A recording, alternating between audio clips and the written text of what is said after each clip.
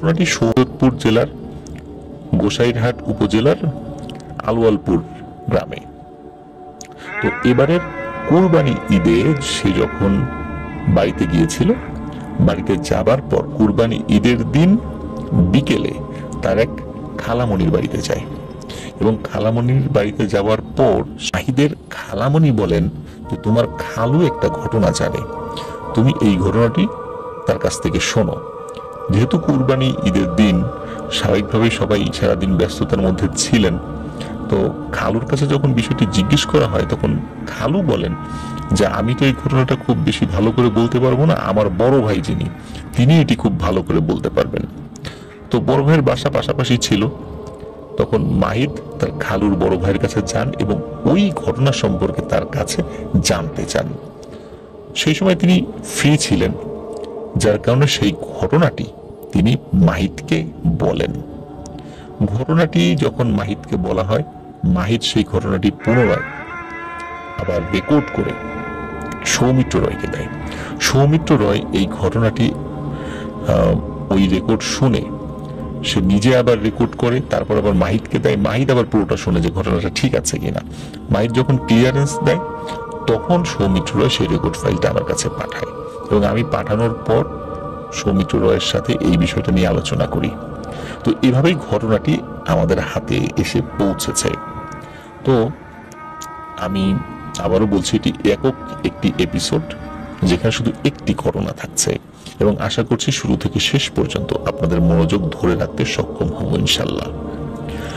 ঘটনাটির সময়কাল 1950 সালের দশক, মানে 50-এর দশক বা এর আশেপাশে হবে।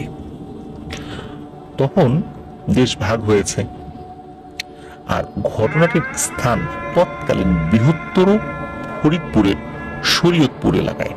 আজকে যে শরীয়তপুর জেলা, এটি কিন্তু 80-র দশকে জেলা হয়েছে, তখন কিন্তু শরীয়তপুর জেলা ছিল না। ওই সময় ফরিদপুর একটা এলাকা ছিল আর বৃহত্তর ফরিদপুর ছিল, মানে ফরিদপুর ছিল জেলা। তো শরীয়তপুর, আজকে যে শরীয়তপুর, সেই শরীয়তপুরে কিন্তু দুটি উপজেলা রয়েছে, একটা হলো গোসাইরহাট আর একটা হলো ডামুড্ডা। এই গোসাইরহাট এবং ডামুড্ডা উপজেলার পাশ দিয়ে একটি ছোট্ট নদী বয়ে গেছে। এই নদীটার নাম হচ্ছে জয়ন্তী নদী। তো ওই জয়ন্তী নদীর একটি ঘাটকে কেন্দ্র করে ঘটনা, আর সেই ঘাটটা এই গোসাইরহাট উপজেলা এবং ডামুড্ডা উপজেলার মধ্যবর্তী কোনো একটি গ্রাম হবে। কারণ অনেক আগের ঘটনা, তো এই ঘটনার অনেক বিষয় কিন্তু যাচাই বাছাই করা এবং তথ্য সংগ্রহ করতে সময় লেগে গেছে। তো এক্সাক্ট কোনটা বা কোন প্লেস এটি এখন আর জানা যায় না, কারণ অনেক আগের ঘটনা, আপনারা নিশ্চয়ই বুঝতে পারছেন। ওই যে ঘাট এবং ঘাট সংলগ্ন যে এলাকাটা, ওই এলাকার লোকজন তৎকালীন ওই ঘাটে এসে গোসল করতেন, রান্নার পানি নিতেন, কারণ সবার বাড়িতে কিন্তু গভীর নলকূপ ছিল না বা চাপকল ছিল না। ওই সময় নদী কেন্দ্রিক তাদের জীবিকা এবং দৈনন্দিন কর্মকাণ্ড পরিচালিত হতো। মাছ ধরা, তারপরে নৌকায় একজন পার করে দেয়া, এরকম বিভিন্ন কাজগুলো নদীর পানি কেন্দ্রিক হয়ে থাকতো তাদের, এবং এটাই স্বাভাবিক। তো এইভাবে চলছিল। ওখানে একটা ভয়ানক ঘটনা ঘটত। শুরুতে ভয়ানক না, শুরুটা মানুষের কাছে অদ্ভুত ছিল। সেটা হলো যে ওই ঘাটে মাঝে মাঝে কোনো মানুষ গোসল করতে গিয়ে হারিয়ে যেত। এটা যে মানে রেগুলার হতো তা না, বছরে একবার, দুবার, ম্যাক্সিমাম 3 বার। এখন নদীর পানির নিচে কিন্তু এমনিতেই বিভিন্ন ধরনের স্রোতের একটা প্রভাবে এক ধরনের ঘূর্ণন সৃষ্টি হয় বা পাক সৃষ্টি হয়। এই পাকে পড়ে কোনো মানুষ হারিয়ে যেতেই পারেন বা মারা যেতেই পারেন। কিন্তু এইখানে যে অদ্ভুত ব্যাপারটি ছিল সেটি হলো যে কোনো মানুষ যদি হারিয়ে যেত, তার ডেড বডি বা লাশ কিন্তু কোথাও পাওয়া যেত না। এমনটা নয় যে কয়েক কিলোমিটার দূরে কোনো গ্রামে গিয়ে ভেসে উঠেছে বা তার লাশটি 3-4 দিন পরে ভেসে উঠেছে সেখানেই, এমনটা নয়। তো এই রকমের ঘটনা বছরে কয়েকবার ঘটতো। তো যেহেতু বছরে কয়েকবার ঘটতো, এই বিষয়টি শুরুর দিকে কিন্তু মানুষ অতটা গুরুত্ব দেয়নি। কিন্তু যখন গুরুত্ব দিল, তখন গ্রামবাসী সিদ্ধান্ত নিল যে এইখানে আর গোসল করা যাবে না, এখানে নিশ্চয়ই কোনো সমস্যা আছে, বা এখানে কোনো পানির পাক সৃষ্টি হয় যেটা আমরা জানি না, কেউ ওই পাকের মধ্যে পড়ে যায় আর উঠতে পারে না। তাহলে করণীয় কি? করণীয় হলো ওখান থেকে ঘাট সরিয়ে আরেকটি জায়গায় নিয়ে যাওয়া, সেখান থেকেই আরেকটু সরিয়ে নিয়ে যাওয়া হয় আর কি। এখন সমস্যা দেখা দিল যে ওই ঘাটের কাছাকাছি যাদের বাড়ি, তারা তো ওই দূরের ওই ঘাট ব্যবহার করতে স্বাভাবিকভাবেই অসুবিধা ফেস করতে হবে। তাদের কেউ কেউ ওই ঘাটটা ব্যবহার করত, কিন্তু সিংহভাগ মানুষ নতুন ঘাটটি ব্যবহার করত। এখন নতুন ঘাট ব্যবহার করা হচ্ছে, আর মানুষ তাদের মধ্যে যেহেতু একটা আতঙ্ক ছিল পুরাতন ঘাটটা নিয়ে, এই জন্য অনেকেই নতুন ঘাটটি ব্যবহার করছিল। কেউ কেউ পুরাতন ঘাটটা ব্যবহার করত, সবাই যে নতুন ঘাটটাই ব্যবহার করতো বিষয়টা এরকম নয়। এর মধ্যে একটি ঘটনা, সেটি হলো ওই গ্রামের কিছু কিশোর ছেলে, তারা বিকেল বেলা খেলাধুলা করে গোসল করার জন্য ঘাটে আসে, কিন্তু তারা আসে হচ্ছে পুরাতন ঘাটে, মানে যেখানে ওই ভয়ানক ঘটনাগুলো ঘটত। তো এরকম 7-8 জন বন্ধু বান্ধব তারা ওই ঘাটে গোসল করতে নামে। আর গোসল করতে নামার পর, যেহেতু তারা সবাই কিশোর, আর গোসল করতে নামার পর যেটা হয়, গ্রামের কিশোররা যদি নদীর পানিতে গোসল করতে নামে, একজন আরেকজনের সাথে দুষ্টুমি করে, ডুব সাঁতার দিয়ে একজন আরেকজনকে টেনে ধরে। তো এরকম ঘটনা কিন্তু হামেশাই ঘটে। কেউ আবার দেখা যাচ্ছে যে ডুব দিয়ে থাকে, কে কতক্ষণ দম ধরে রাখতে পারে, এরকম ঘটনা কিন্তু আমরা দেখেছি, আমরা নিজেরা ওই ধরনের খেলা খেলেছি। এখন ওদের মধ্যে একজন ছেলে, যার নাম এক্সাক্ট সেই নামটি কিনা এটা নিয়ে সন্দেহ রয়েছে, তবে স্মৃতি হাতরে বলেছেন যে এই নামটা এরকমই কোনো একটা হবে, এটা ছদ্মনাম আমরা ইউজ করছি না, ঠিক যেরকম নাম আমরা শুনেছি সেটা ইউজ করছি। তার নাম হচ্ছে সিরাজুল। এই সিরাজুল ছেলেটা, এই ছেলেটি হঠাৎ করে পানির মধ্যে হারিয়ে যায়। শুরুর দিকে বন্ধু বান্ধব মনে করেছে যে হয়তোবা সিরাজুল মজা করছে, এই কারণে তারা শুরুতে গুরুত্ব দেয়নি। কিন্তু বেশ খানিকক্ষণ পর, প্রায় 5 থেকে 10 মিনিট পর, যখন সিরাজুলকে দেখাই যাচ্ছে না, তখন কয়েকজন বলে ওঠে সিরাজুল কই। তখন ওরা আবার চিন্তা করে ও কি ডুব সাঁতার দিয়ে অন্য কোথাও উঠে গেল কিনা। ওরা কিন্তু দূর থেকে সিরাজুল সিরাজুল বলে ডাকতে থাকে, কিন্তু সিরাজুলের কোনো সারা শব্দ পায় না। তারা ওরা মনে করছে হয়তো ডুব সাঁতার দিয়ে উঠে গেছে, কেউ চিন্তা করেছে হয়তোবা সে আগেই উঠে চলে গেছে, কিন্তু এমনটা কিন্তু হওয়ার কথা নয়। একজন বলেছিল যে সিরাজুলকে সে ডুব দিতে দেখেছে, কিন্তু তারপরে তাকে দেখেনি। সিরাজুল কোথায় গেল? এদিকে সন্ধ্যা ঘনিয়ে আসছে, তারা তাদের সাধ্য অনুযায়ী সিরাজুলকে খোঁজার চেষ্টা করে, কিন্তু পায় না। তারা একটা ভয়ানক কিছুর আঁচ করতে পারে, দ্রুত সেখান থেকে উঠে সিরাজুলদের বাড়িতে যায়। সিরাজুল ছিল তার মা বাবার একমাত্র সন্তান, অন্য কোনো সন্তান তাদের ছিল না। তো সিরাজুলের বাবা যখন এই কথা শোনে, স্বাভাবিকভাবে তিনি উদ্বিগ্ন হয়ে পড়েন, আর তার মা উদ্বিগ্ন হয়ে পড়েন। দ্রুত মা বাবা এবং তাদের চাচা, মানে সিরাজুলের চাচা, তাকেও খবর দেওয়া হয়। তার নদীর ঘাটে আসেন। নদীর ঘাটে আসার পর সন্ধ্যার পরেও খোঁজার চেষ্টা করা হয়, কিন্তু ব্যর্থ হন। তারা বাড়িতে ফেরত যান। স্থানীয় লোকজন তাদেরকে সান্ত্বনা দেন যে তোমরা চিন্তা করো না, আমরা সকালবেলা আবার খুঁজে দেখব। হতে পারে সিরাজুল পানির নিচে তলিয়ে গেছে, হয়তোবা স্রোতের টানে দূরে কোথাও চলে গেছে, কালকে হয়তোবা আমরা চেষ্টা করে তাকে ফেরত আনলেও আনতে পারি, আল্লাহ যদি চান। তো আসলে যতই সান্ত্বনা দেয়া হোক না কেন, মা বাবার মন এই সান্ত্বনায় তো আর ভরবে না। তারা খুব চিন্তিত হয়ে পড়েন। সকালের অপেক্ষা করতে থাকেন। সকাল যখন হয়, তখন গ্রামের বেশ কিছু লোক, যারা মোটামুটি ডুব সাঁতার দিতে পারে, বা ডুবুরি গোছের, বা অনেকক্ষণ দম ধরে রাখতে পারে, পানির অনেক দূর নিচে যেতে পারে আর কি, তো এরকম 10-12 জন যেখানে সিরাজুল হারিয়ে গিয়েছিল ওই জায়গাতে নামেন। নামার পর তারা তাদের মতো করে খুঁজতে থাকেন। তারা ডুব দেয়, খোঁজাখুঁজি করে, পায় না। তখন এনারা নিজেদের মধ্যে ছোট্ট ছোট্ট এলাকা ভাগ করে নিলেন যে আমি এরকম 10 হাতের মধ্যে খুঁজবো, তুমি ওর ওইটুকুর মধ্যে খুঁজো, এইভাবে তারা ভাগ করে নিলেন। তারা ডুব সাঁতার দিচ্ছিলেন, কিন্তু নদীর পানি তো আসলে ঘোলা ছিল, যার কারণে ডুব সাঁতার দিয়েও কিছু দেখা যেত না। আর তারা ডুব দিয়ে তো খুব বেশি দূর যেতে পারতো না, একটা সীমাবদ্ধতা তো মানুষের থাকেই যে কতটুকু অক্সিজেন ছাড়া যেতে পারবে। এখন তারা তাদের মতো করে খুঁজছে, কিন্তু সিরাজুলকে আর পাওয়া যায় না। অনেক খোঁজাখুঁজি করার পর তারাও ক্লান্ত হয়ে গেছে, সিরাজুলকে পায় না। তখন তারা ব্যর্থ হয়ে সেখান থেকে উঠে আসে এবং তারা সকলে বলে সিরাজুলকে পাওয়া গেল না। হতে পারে যে সিরাজুল ডুবে গেছে, পানির একদম নিচে চলে গেছে, যেখানে আমরা যেতে পারছি না। আর ওই জায়গাটা বেশ গভীর ছিল, ওখানে যদি বড় জালও ফেলা যেত, সেখানে কিন্তু জালটা আসলে তলা পর্যন্ত পৌঁছতে পারতো না, যার কারণে সেখানে জাল ফেলে যে সিরাজুলকে উদ্ধার করা হবে বিষয়টা, এটাও বেশ কঠিন একটি ব্যাপার ছিল। তারপরেও তারা সেই চেষ্টাটাও করেছিল, বাট লাভ হয়নি। সকলে ধারণাই করে নেন যে সিরাজুল আর জীবিত নেই, এখন তার লাশ ভেসে ওঠার অপেক্ষা ছাড়া কিছুই করার নেই। কিন্তু ইতিহাস বলে এখানে যারা তলিয়ে গেছে তাদের লাশ কখনো ভেসে ওঠেনি। সিরাজুলের পরিবারে শোকের ছায়া নেমে আসে। ওই রাত্রে সিরাজুলের বাবা একটি স্বপ্ন দেখে।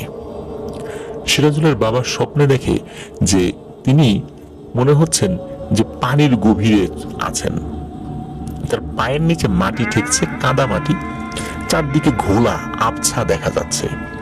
এর মধ্যে সিরাজুলের মতো কেউ একজন ওই কাদার মধ্যে শুয়ে আছে, মানে নদীর তলদেশে। এটা নদী কিনা তা উনি বুঝতে পারছিলেন না, কিন্তু পানি এতটুকু বুঝতে পারছিলেন। ঘোলা ঘোলা পানি, চারদিকে অন্ধকারচ্ছন্ন, ওর মধ্যে একটা ছেলে শুয়ে আছে। তার অবয়ব দেখে মনে হচ্ছিল সেটা সিরাজুল।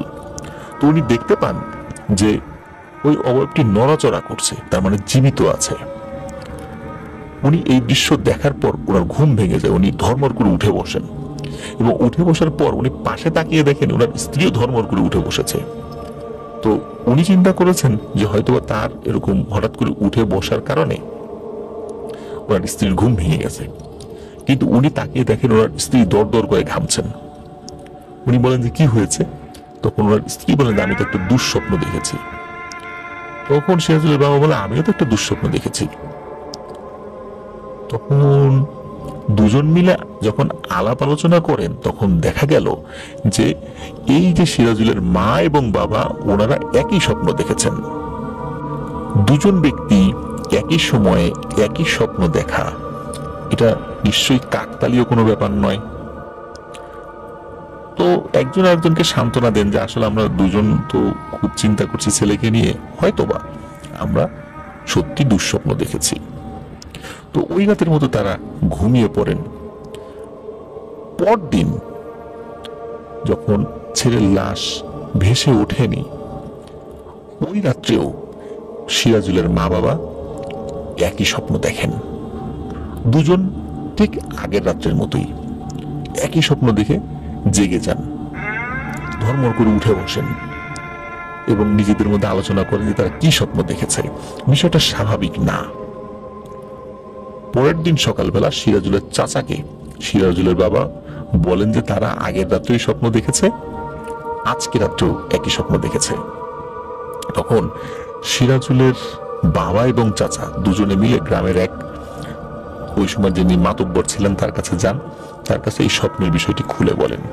খুলে বলার পর সিরাজুলের যে পরিণতি, এই বিষয়গুলো শোনার পর ওই মাতব্বর বলেন যে আসলে বিষয়টা স্বাভাবিক বলে আমার কাছে মনে হচ্ছে না, মনে হচ্ছে এটা কোনো প্যারানর্মাল বিষয় বা এটা অতিপ্রাকৃত কোনো বিষয়। এর আগেও যেহেতু এখানে এরকম ঘটনা ঘটেছে, তাদের লাশও পাওয়া যায়নি, কিন্তু কেউ স্বপ্ন দেখেছে এরকম ঘটনা কিন্তু আমরা শুনিনি, তোমরাই বলছো, সুতরাং এটা স্বাভাবিক কোনো ব্যাপার নয়। তোমাদেরকে ভালো একজন হুজুরের কাছে যেতে হবে। এখন ওনারা ওই অবস্থায় ভালো হুজুরের কাছে যে যাবেন, মানসিক অবস্থা তো খুবই তাদের একদম খারাপ, বিপর্যস্ত অবস্থা। সিরাজুল হারানোর প্রায় 3 দিন অতিবাহিত হয়ে গেছে। তখন স্থানীয় এক হুজুরের কাছে তারা যান, পাশের গ্রামে আর কি। তিনিও বেশ ভালো বুজুর্গ একজন মানুষ। তার কাছে তখন সিরাজুলের মা বাবা যান এবং এই বিষয়টা খুলে বলেন, স্বপ্নের বিষয়টা খুলে বলেন। হুজুর বেশ চিন্তিত হয়ে পড়েন এবং বলেন যে আপনারা আগামীকাল আসুন, আমি খোঁজ খবর নিয়ে দেখি আসলে কি ঘটনা ঘটেছে। তখন সিরাজুলের বাবা হুজুরের কথা শুনে চলে আসেন। তার মাও মানে তার স্ত্রীও ছিল, মানে সিরাজুলের মাও ছিল সাথে, তাকে নিয়ে চলে আসেন।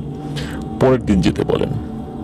তো পরের দিন উনি যখন মানে যাবেন, ওই রাত্রে কিন্তু একটি ঘটনা ঘটে। সেটি হলো সিরাজুলের বাবা এবং মা একই সময় আরো একটি ভয়ানক স্বপ্ন দেখেন। এবারের স্বপ্নটা আরো অন্যরকম। সেটা হলো সিরাজুলের বাবা, উনি মা বাবা তো আলাদা আলাদা করে স্বপ্ন দেখেছেন, তো সিরাজুলের বাবা স্বপ্ন দেখছেন সেটি হলো যে উনি এমন একটি জায়গায় এসেছেন ঠিক আগের মতোই, চারদিকে মনে হচ্ছে ঘোলা পানি, তবে আগের ঘোলা পানি থেকে মনে হচ্ছে এবারের পানিটা একটু স্পষ্ট, কিন্তু চারদিকে অন্ধকারাচ্ছন্ন একটু বেশি। পানি ঘোলা কম, কিন্তু অন্ধকারাচ্ছন্ন অবস্থা আগের যে স্বপ্নগুলো ছিল তার থেকে একটু বেশি। এবং উনি দেখতে পান সিরাজুলকে স্পষ্টভাবে। দেখে সিরাজুল শুয়ে আছে, সে নিজের শরীরকে নাড়াতে চাড়াতে পারছে না, ওইভাবে উঠে বসতে পারছে না, কিন্তু তার হাত নড়ছে এবং সে বলছে, বাবা আমি মরে গেলাম, আমাকে বাঁচাও, আমি মরে গেলাম, আমাকে বাঁচাও। এর মধ্যে হঠাৎ করে গম্ভীর একটা আওয়াজ ভেসে আসে, রক্ত চাই, রক্ত, আমার রক্ত লাগবে, রক্ত দে, ছেলেকে নিয়ে যা। এই কথা শোনার সাথে সাথে সিরাজুলের বাবার ঘুম ভেঙে যায়, উনি জেগে যান। একই সময় ওনার স্ত্রীও জেগে যান। তিনিও বলেন তিনি এই ভয়ঙ্কর স্বপ্ন দেখেছেন, সিরাজুলকে দেখেছেন। সিরাজুল বলছে, মা আমি মরে যাচ্ছি, আমাকে বাঁচাও। আর একই রকম ভাবে ওই একটা গম্ভীর শব্দ, রক্ত চাই, রক্ত, রক্ত দে, সিরাজুলকে নিয়ে যা, বা তোর ছেলেকে নিয়ে যা। এই যে এই কথাগুলো ভিন্ন ভিন্ন ব্যক্তি কিন্তু একই সময় স্বপ্নটা দেখলেন। পরের দিন সকালবেলা তো হুজুরের কাছে যাওয়ার কথা। হুজুরের কাছে গিয়ে শুরুতেই এই বিষয়টি বলেন, তারা এইরকম স্বপ্ন দেখেছেন। আর হুজুরের কাছে যখন গিয়েছেন, হুজুরেরও মুখ খুব ভার। হুজুর কাঁদো কাঁদো ভাবে বলেন যে, ভাই আসলে আমার খুব ইচ্ছা ছিল আপনাদেরকে উপকার করার, কিন্তু আমার যেই অনুগত জিনেরা কোনো খবরই আনতে পারেনি। আসলে সে কোথায় গেছে, কি হয়েছে, সে জীবিত আছে না মৃত, কে তাকে নিয়ে গেছে, আমার জিনেরা কোনো খোঁজ খবর আনতে পুরোপুরি ব্যর্থ হয়েছে। আমি তাদেরকে বকাঝকা করেছি যদিও, কিন্তু পুরোপুরি তারা ব্যর্থ হয়েছে। শুধু এতটুকু বলেছে তার সাথে ভয়ানক কিছু হয়েছে, এর বাইরে তারা কোনো তথ্য দিতে পারেনি। এবং আমার জিনেরা বলেছে আপনারা আরো ভালো কোনো হুজুরের কাছে যান, বা এই বিষয়ে যারা আরো ভালো অভিজ্ঞ তাদের সাথে গিয়ে কথা বলতে, তাছাড়া এটা আমাদের পক্ষে সম্ভব নয়। তো হুজুরের কাছে এই কথা শোনার পর স্বাভাবিকভাবেই মনের মধ্যে আরো ভালো হুজুর, আরো ভালো তান্ত্রিক বা কবিরাজ, তাদের কাছে যাওয়ার ইচ্ছা তাদের মনের মধ্যে জেগে ওঠে। মা বাবার মন, একমাত্র সন্তান সে হারিয়ে গেছে, খুঁজে পাওয়া যাচ্ছে না, জীবিত না মৃত। মৃত হওয়ার সম্ভাবনাই বেশি, মৃত হলো লাশটা তো ফেরত পেতে চায় মা বাবা। তো ওই সময় যার কাছে শুনেছে যে অমুক গ্রামে এক হুজুর আছে, অমুক গ্রামে এক কবিরাজ আছে, তার কাছে ছুটে গেছে, কিন্তু প্রত্যেকেই নিরাশ করেছে। এর মধ্যে বেশ কয়েক গ্রাম পরে একজন কবিরাজের সন্ধান পান, তিনি নাকি এই টাইপের অনেকগুলো সমাধান করেছেন।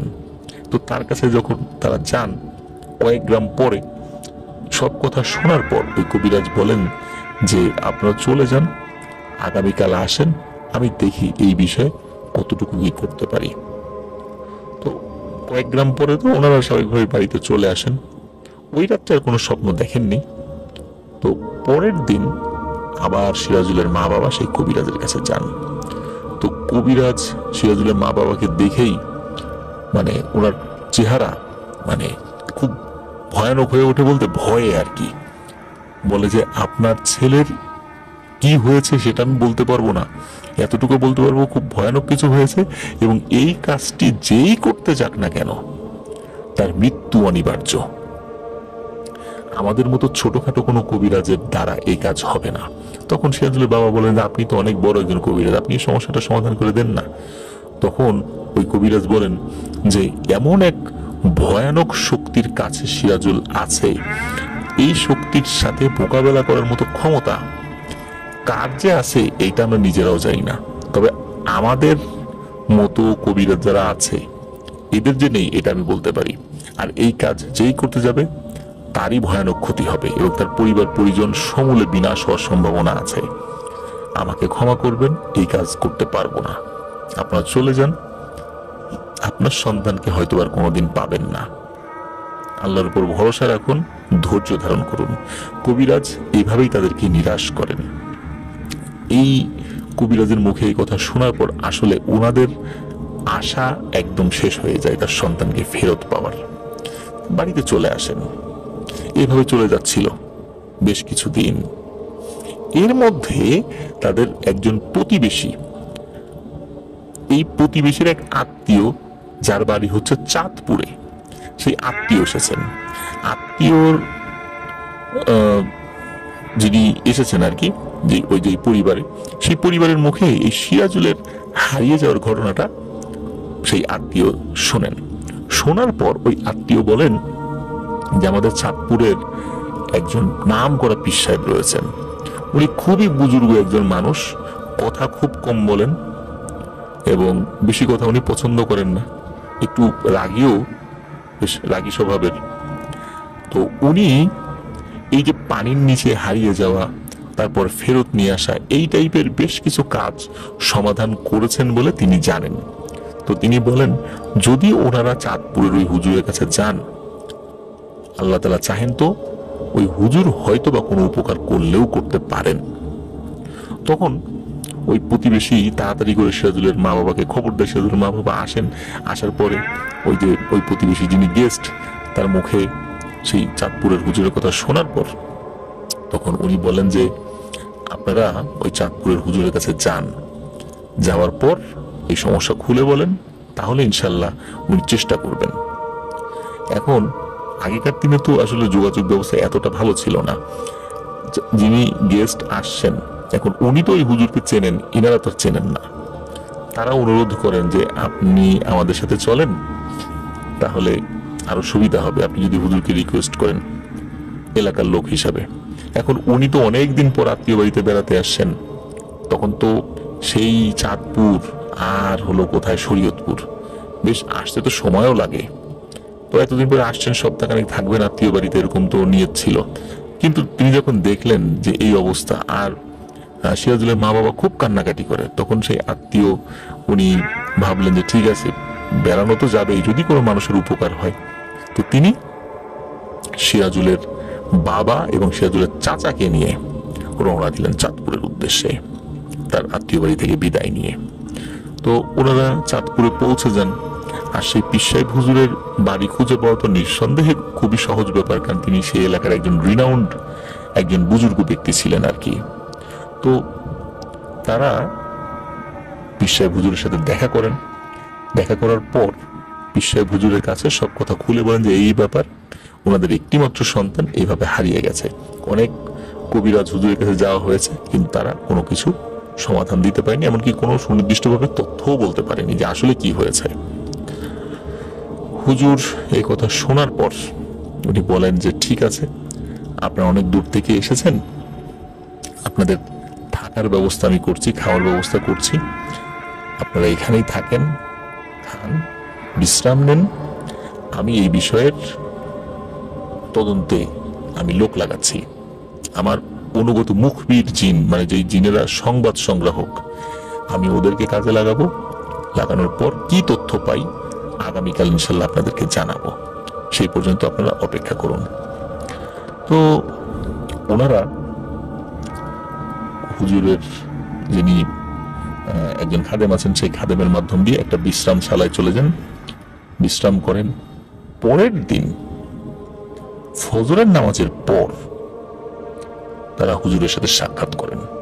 তারা গিয়ে দেখেন হুজুরেরও মানে চেহারায় বেশ চিন্তার ছাপ। সিরাজুলের বাবা এবং চাচা জিজ্ঞেস করেন যে হুজুর কোনো সন্ধান পেলেন? তখন হুজুর বলেন যে আমার দীর্ঘদিনের অভিজ্ঞতায় আজকে প্রথম আমি কোনো সংবাদ দিতে ব্যর্থ হচ্ছি, কারণ আমার যে মুখবির জিনগুলো রয়েছে এই জিনেরা সমুদ্রের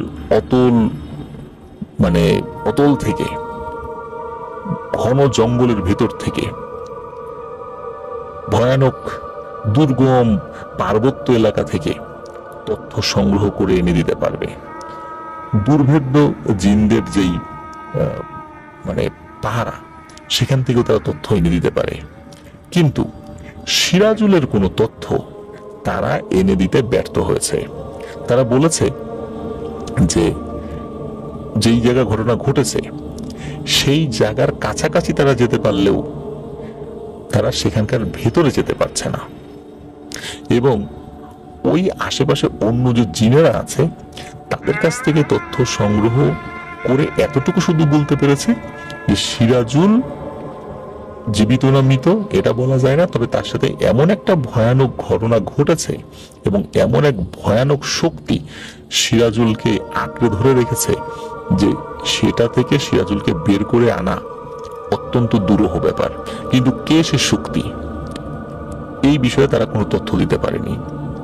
তখন পীর সাহেব হুজুর বলেন যে আপনারা নিরাশ হবেন না, আল্লাহর উপর ভরসা রাখুন। আমি আমার মুখবির জিনদের সাথে আরো জিনদেরকে কাজে লাগাচ্ছি, কোনো না কোনো তথ্য তো ইনশাল্লাহ পাবই। আর এই বিষয়টি আমার কাছে চ্যালেঞ্জিং মনে হয়েছে এবং আমি এই চ্যালেঞ্জটা নিতে চাই। আপনাদের সন্তানকে আপনাদের কাছে আল্লাহর ইচ্ছায় ফেরত দিতে চাই। এখন আমাকে জানতে হবে আসলে ঘটনাটা কি। তো পীর সাহেব হুজুর বলেন তাদেরকে যে আপনারা বিশ্রামশালায় বিশ্রাম করতে থাকেন, আমি আপনাদেরকে খবর পাঠাবো, তখন আসবেন, তখন আমি আপনাদেরকে জানাবো। এইভাবে একদিন, 2 দিন, 3 দিন চলে যায়, কোনো খোঁজ খবর নাই। 5ম কি 6ষ্ঠ দিনের মাথায় হুজুর সিরাজুলের বাবা এবং চাচাকে ডেকে পাঠান এক জোহরের নামাজের পর। তখন লাঞ্চের সময়, কিন্তু হুজুর লাঞ্চ করেননি, হঠাৎ করে তাদেরকে ডেকে পাঠান, তারাও চলে আসেন। তো দেখা গেল হুজুরের মুখে কিছুটা হাসি এবং কিছুটা চিন্তার ছাপ। তখন ওই হুজুর সিরাজুলের বাবা এবং চাচাকে বলেন যে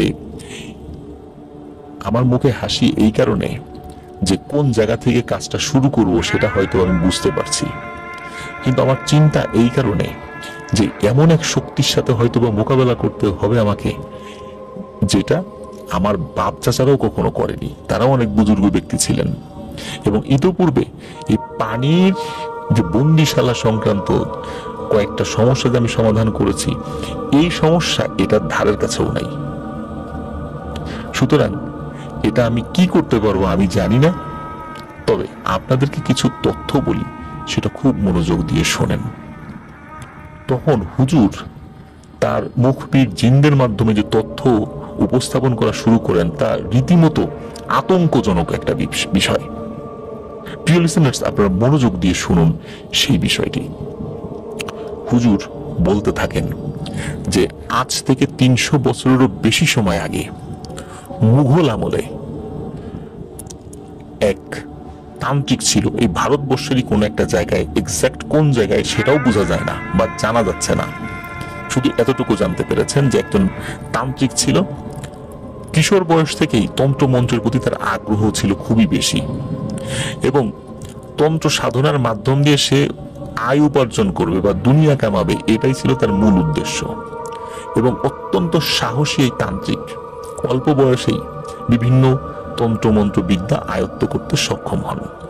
তার এই প্রতিভা দেখে অনেক তান্ত্রিক গুরু তাকে শিষ্যত্ব দিয়েছিলেন।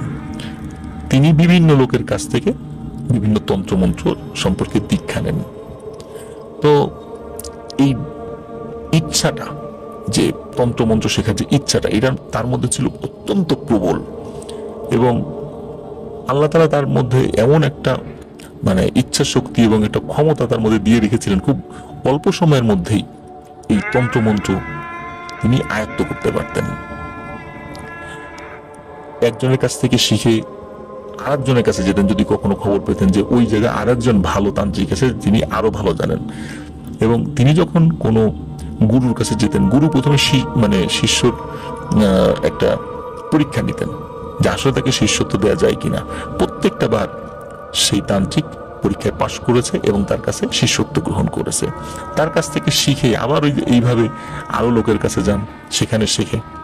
তো এইভাবে শিখতে শিখতে উনি একজন তান্ত্রিকের, খুব বয়স্ক একজন তান্ত্রিক আর কি, তার কাছ থেকেও শেখেন।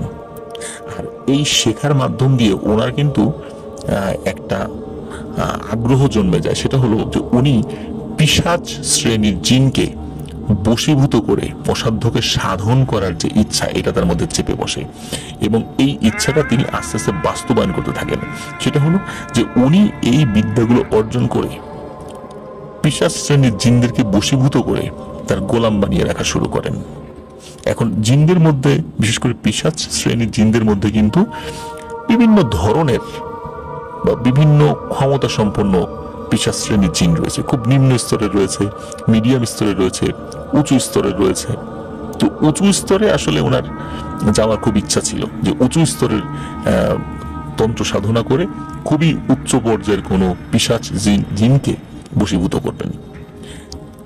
তিনি যখন এই বিষয়ে প্রবল আগ্রহ প্রকাশ করেন, তখন তার ওই অবস্থার যে শেষ তান্ত্রিক গুরু ছিলেন, তিনি বলেন যে আমার জানা মতে তিব্বতের একটা জায়গার নাম বলেন, সে জায়গার নামটা আসলে পীর সাহেব হুজুর বলতে পারেননি, বা বললেও সেটা আসলে আমাদের কাছে হাতে এসে পৌঁছায়নি সে তথ্যটা আর কি। তো তিব্বতের একটা জায়গায় এক তান্ত্রিকের সন্ধান দেন। তিনি বলেন সে তান্ত্রিকের বয়স 100 বছরেরও বেশি। উনি একজন সাধক, তার কোনো পরিবার নাই, বিয়ে শাদী করেন নাই। তুমি তার কাছে যাও, তিনি হচ্ছেন একজন পিশাচ সিদ্ধ তান্ত্রিক। তুমি তার কাছে যাও, তার কাছ থেকে যদি দীক্ষা লাভ করতে পারো, আমার মনে হয় যে তুমি তোমার কাঙ্ক্ষিত লক্ষ্যে পৌঁছাতে পারবে। তো উনি সত্যি তিব্বতের উদ্দেশ্যে যাত্রা শুরু করেন এবং সেই জায়গাতে পৌঁছেও যান।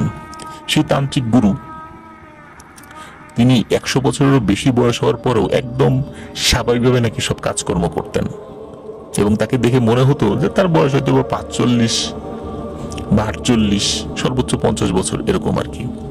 তো সেই তান্ত্রিক গুরুর কাছে যান এবং তার আসার ইচ্ছাটা তিনি সেখানে প্রকাশ করেন। তো তান্ত্রিক গুরু ওই তান্ত্রিকের ওই তার যে শিষ্য হিসাবে যিনি আসছেন আর কি শিষ্যত্ব গ্রহণ করার জন্য, তার কিছু ছোটখাটো পরীক্ষা নেন এবং তান্ত্রিক গুরু খুব খুশি হয়ে যান যে হ্যাঁ সত্যি আমার শেখা যে এত বিদ্যা, এই বিদ্যা কাউকে শেখানোর মতো একজন লোক এতদিনে পাওয়া গেছে। তো তিনি তার শিষ্যত্ব তাকে দেন আর কি ওই সেই তান্ত্রিক গুরু, এবং তার কাছ থেকে দীক্ষা লাভ করা শুরু করেন। ওই তান্ত্রিক গুরু এই পিশাচ বিদ্যায় বা ডাকিনী বিদ্যা বা আমরা যেটাই বলি না কেন, এই বিদ্যায় এতটাই সিদ্ধহস্ত ছিলেন যে তিনি মুহূর্তের মধ্যে অনেক শক্তিশালী পিশাচকে বশ করে ফেলতে পারতেন এবং চিরদিনের জন্য গোলাম বানিয়ে রাখতে পারতেন, এবং এমন কিছু কাজ করে ফেলতে পারতেন যে ওই পিশাচগুলো তার হুকুম ছাড়া বাইরে যাওয়ার পর্যন্ত কোনো এখতিয়ার ছিল না। তিনি এভাবেই ওই তান্ত্রিকের কাছ থেকে অনেক পিশাচ বশ করার বিদ্যা অর্জন করেন। একটা পর্যায়ে ওই তান্ত্রিক গুরু বলেন যে আমার জানা যতটুকু বিদ্যা ছিল সেটা তোমাকে শিখিয়ে দিয়েছি, এখন আমার কাছে তোমার শিখবার আর কিছু নেই, তুমি চলে যাও, তুমি এইটার উপরেই কাজ করবা। আশা করছি কোনো ধরনের কোনো শক্তিশালী পিশাচ তোমার কাছে এসে পাত্তা পাবে না। তো ইতোমধ্যে কিন্তু ওই তান্ত্রিক হাজার হাজার পিশাচকে কিন্তু বশীভূত করেছিলেন, যেগুলো তার হুকুম শুনতে বাধ্য ছিল। কিন্তু তার মধ্যে একটা নেশা ছিল যে আরো শক্তিশালী পিশাচ তাকে বশীভূত করা, এটা তার একটা নেশা হয়ে গিয়েছিল। তো উনি ওইখান থেকে বিদায় নেন। বিদায় নিয়ে হেঁটে হেঁটে উনি ওনার এলাকা যে এক্সাক্ট কোনটা ছিল এটাও কিন্তু বলা যায় না, তবে বলা হয় এটা ওই সময়ের বঙ্গপ্রদেশের বা বেঙ্গল প্রেসিডেন্সির কোন একটা জায়গা হলেও হতে পারে। হ্যাঁ, এই এতটুকু শুধু জানা যায়। তো উনি যখন ওখান থেকে তিব্বত থেকে রওনা দেন, উনি যে এলাকায় আসতেন সে এলাকায় আসার পরে উনি ওনার ক্ষমতা প্রদর্শন করতেন। কারণ উনি কিন্তু আসলে দুনিয়াকে কামাই করার জন্য এই বিদ্যাটা শিখেছিলেন। তো স্থানীয় লোকজন তারাও মানে তার ক্ষমতায় অবাক হয়ে যেত, এবং স্থানীয় লোকদের যদি এই পিশাচ রিলেটেড কোনো সমস্যা থাকতো উনি সেটা সমাধান করে দিতেন। আর ওই পিশাচকে তিনি কিন্তু বোতলেও বন্দি করতেন না, মেরেও ফেলতেন না, ওই পিশাচকে বশীভূত করে তার গোলাম বানিয়ে রাখতেন। তো উনি এইভাবে আবার তার এলাকায় আসতে আসতে ভারতের বিহারে চলে আসেন। বিহারে আসার পর উনি একটা জনপদে আসেন। জনপদে আসার পর সেই জনপদের লোকেরা তাকে তথ্য দেয় যে সেখান থেকে প্রায় 15-20 মাইল দূরে একটা জঙ্গল আছে। ওই জঙ্গলের মধ্যে একটা বড় জলাশয় রয়েছে। ওই জলাশয়ে নাকি কোনো মানুষ দিনের বেলাতেও যায় না, রাতের বেলা তো কোনো প্রশ্নই নেই। ওই জলাশয়ে নাকি ভয়ঙ্কর এক পিশাচ সম্রাট রয়েছে, তার আন্ডারে হাজার হাজার তার অনুগত পিশাচ জিন রয়েছে। কিন্তু তারা ওই জলাশয় ছেড়ে বের হয় না, তারা ওখানেই থাকে। মনুষ্য সমাজে তারা আসেও না, কিন্তু মানুষের কেউ যদি এই দিকে যায় তাহলে জীবিত ফেরত আসতে পারে না, বা বড় কোনো ক্ষতি হয় কয়েকদিনের মধ্যে সে মারা যায়। তো যেটা হয় সেটা হলো যে এই তথ্য শোনার পর ওই তান্ত্রিকের তো মানে খুশি আর ধরে না, কারণ সে চাচ্ছিল যে এইরকম ভয়ানক কোন এক মানে পিশাচ সম্রাটকে সে বশীভূত করতে। পিশাচ সম্রাটকে যদি সে বশীভূত করতে পারে তাহলে তার অনেক কার্যসিদ্ধি সে করতে পারবে আর কি। তো উনি যে কাজটি করেন সেটা হলো যে ওই পিশাচ সম্রাটকে বশীভূত করা, এটা কিন্তু চারটিখানি কথা না, তার তো এই এত বছরের তন্ত্রমন্ত্র সাধনার সকল বিদ্যা সেখানে প্রয়োগ করতে হবে। আর সকল বিদ্যা প্রয়োগ করেও ওই পিশাচ সম্রাটকে বন্দী করা যাবে কি যাবে না, বা বশীভূত করা যাবে কি যাবে না এটা নিশ্চিত নয়। এই জন্য তিনি কৌশল অবলম্বন করেন। তিনি সেখানে যান, যাওয়ার পর তার যত পিশাচ বাহিনী রয়েছে পুরো জলাশয়ের চারদিকে মোতায়েন করেন, এবং তিনি একটা সময় বেছে নিয়েছিলেন পূর্ণিমা রাতে। তো উনি সেখানে গিয়ে শুরু করেন তার রিচুয়াল। তিনি রিচুয়াল যখন করেন শুরুর দিকে কিছুই হয় না, মানে ওই পুকুরের পানি স্বাভাবিক মনে হচ্ছে, একদম সবকিছু নর্মাল। অনেকক্ষণ পর হঠাৎ করে পুকুরের পানির মধ্যে নাকি আন্দোলন শুরু হয়ে যায়, মানে পাক খেতে শুরু করে। তখন ওর ভেতর থেকে ভয়ানক আকৃতির এক পিশাচ বের হয়ে আসে। তো এই পিশাচটা ছিল মূলত মানে ওই সম্রাটের অনুগত কিছু পিশাচ। তারা যখন আসে মুহূর্তের মধ্যে তাদেরকেও বশীভূত করে ফেলে, কিন্তু এবারের বেলায় বশীভূত করে রাখেনি, এবার তাদেরকে হত্যা করেছে। এবং হত্যা করার পর যে কাজটি করেছে সেটা হলো ওইখানে যে হাজার হাজার পিশাচ রয়েছে, মানে ওই পিশাচ সম্রাটের অনুগত যে পিশাচগুলো, এই পিশাচগুলো এরা মানে এদের মধ্যে ওই সম্রাট এবং এদের মধ্যে এক ধরনের একটা পর্দা সৃষ্টি করে ফেলেছে, এবং ওই সম্রাট ব্যতীত যত পিশাচ রয়েছে তাদের মানে দৃষ্টি এবং মতিভ্রম করে দিয়েছে, একটা মায়াজালে আবদ্ধ করে ফেলেছে। ওরা ওদের সম্রাটকে দেখছে না, ওদের সম্রাটও তার প্রজাকে দেখছে না। এবং সম্রাট কোথায় ওরা বুঝতে পারছে না, সম্রাট বুঝতে পারছে না তার প্রজারা কোথায়। এই ধরনের একটা সিচুয়েশন সে তৈরি করে ফেলে, এবং একটা পর্যায়ে সে ওই পিশাচ সম্রাটকে তার সামনে হাজির হতে বাধ্য করে,